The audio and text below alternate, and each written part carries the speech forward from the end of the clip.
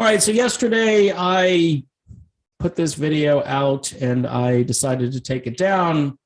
The reason I took it down is because I mentioned somebody multiple times in the video out of frustration, and listening to it back, I'm thinking that that was probably out of proportion with the subject matter.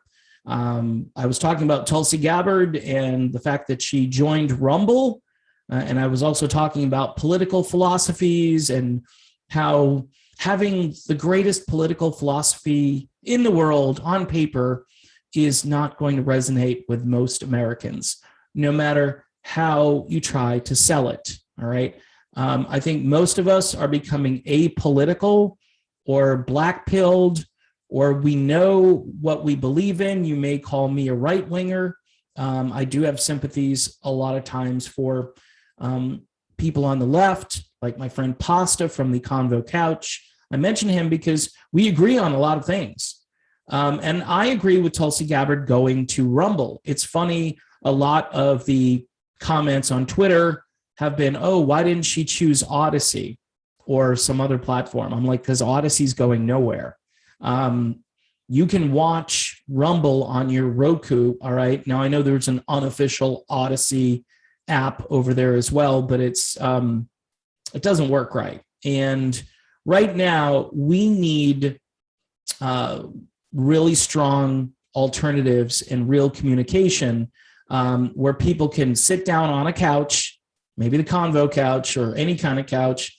And if Tulsi Gabbard puts out a video, I can sit there and watch it using my television screen.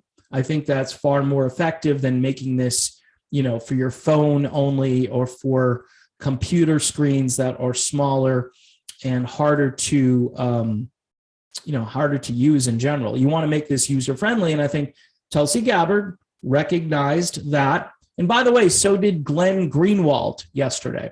No one's going to accuse Glenn Greenwald of being a right winger, but Glenn wants to get his point of view out there.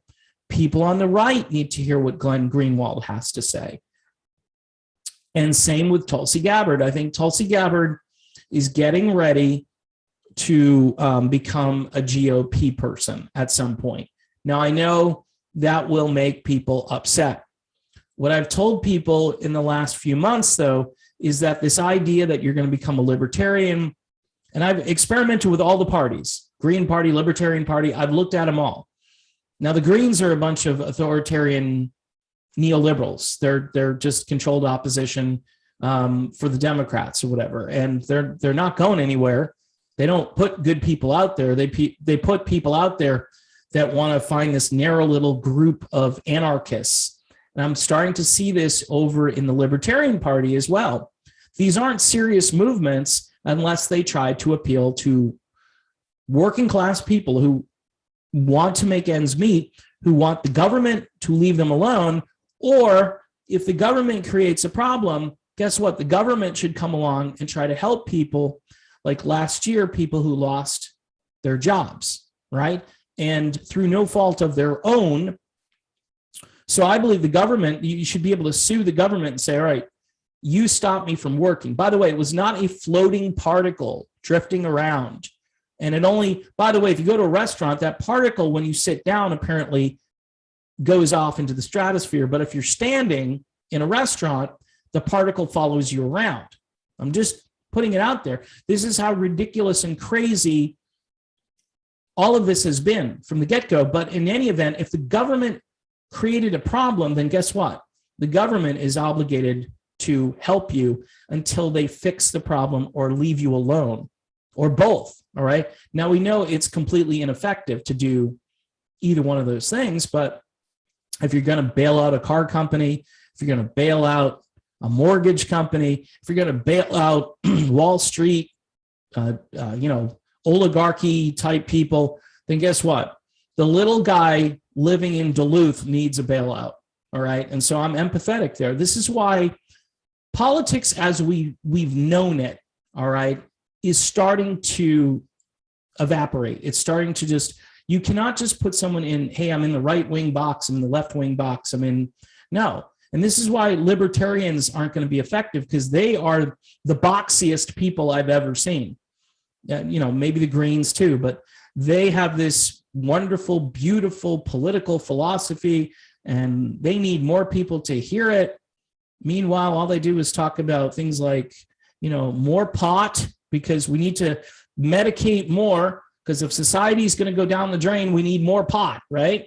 Now, I'm all for legalizing marijuana, maybe even for recreational use, but I really don't care right now. What I care about is the fact that we're losing the country. We should be at the school board meeting. We should be at the town council. We should be in the county sheriff's face. We should be vocal in our local communities. We should write op-ed pieces that actually get published in local newspapers. They do still exist, unfortunately, and there are a number of people that would read them, and it wouldn't take you that long to do something like that, probably. So Tulsi Gabbard is just using the best means of alternative communication that's out there. Same with Glenn Greenwald. I mean, if you're going to get blocked and censored, or you're just going to be worried each day that your platform is eventually going to not be there because you might have said something, I completely understand why you'd go somewhere else. And Rumble, I think, is starting to become a bit more profitable. I think people are starting to be monetized and earn some revenue for their content, for their hard work. And that's another thing. Say you put years into building a channel and then all of a sudden the channel goes away. I mean, that's the ultimate in WTF. So Tulsi, I think she's smart. I think she's angling to be in the GOP at some point. I think people should welcome that. And for you, people that are kind of in this progressive box and perception is more important than the issues at hand, you got to let it go. Just like I have to let go of thinking that Donald Trump is so much better than Joe Biden. In some ways he was, certainly on things like, regulations and energy, and I think the border. I mean, there are probably a half dozen issues he's way better on, but on the issues that kick the can down the road and the swamp in general, no, it didn't work. Donald Trump didn't get the job done, and people have to realize that. Now, the analogy is, though, that, there was a flow of, compared to immigration, there was a flow of immigrants coming into the country. Now, some people would categorize that as, an invasion on the southern border. And yes, I am all over the argument that we cause a lot of these problems and we mess around with South America and other places, but you're getting a lot of OTMs, and which means people coming from all over the planet going up through that border. And if you're concerned about infections, right? Because cases, I know that's a knee-jerk reaction to the problem, because I don't want to get into the whole narrative about cases, but it is a little bit hypocritical that people are allowed to come in and just go wherever they want. And actually they're being brought to all different places in the country. And I know some of them have legitimate asylum issues. I don't want to get into immigration on this. I should just do a separate video about it. But I did want to touch on my video yesterday and the fact that I think Tulsi Gabbard being on Rumble is a really good thing. And I'll be checking her out. I've already subscribed, got my Roku, got my Rumble app, and on the comfy couch, the convo couch, watching Tulsi Gabbard yesterday talk about big tech and free speech. I think that's really important and good for her. She sees something happening, and I think she made the smart decision. She wants her message unfiltered. She doesn't want her likes and retweets taken down, so she might join another, communications platform like Getter or Gab or something. I don't know. I do know that she has a bright political future if she plays her cards correctly, meaning that she tries to focus on the issues that the working class folks of this country care about. And if she's open-minded about her philosophy, and also she can explain her position on what happened last year, how, God forbid, that Trace Act and all those things that she was kind of dabbling with. I'm hoping that she's seen the abuses and the destroyed families and people who don't have a livelihood anymore. And also, you have to dig a little bit deeper into these numbers to figure out what's actually happening in this country. And it's scary. And I'm hoping that at some point she gets black-pilled like many of us are becoming.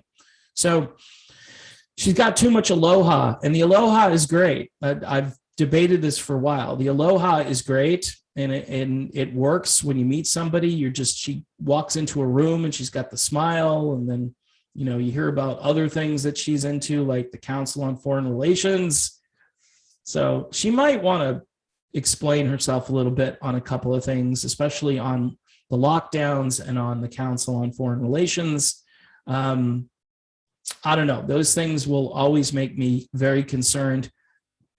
Part of me wants, some outsider, some cowboy-like character to just rise up and become a political rock star, but I don't know who that is. There's nobody on the horizon that I can see. In any event, that's my video, with some apologies to the characters in yesterday's video. That's what happens when you drink too much vodka in the afternoon. Thank you, Vladimir, for the shipment, and I will see you all soon.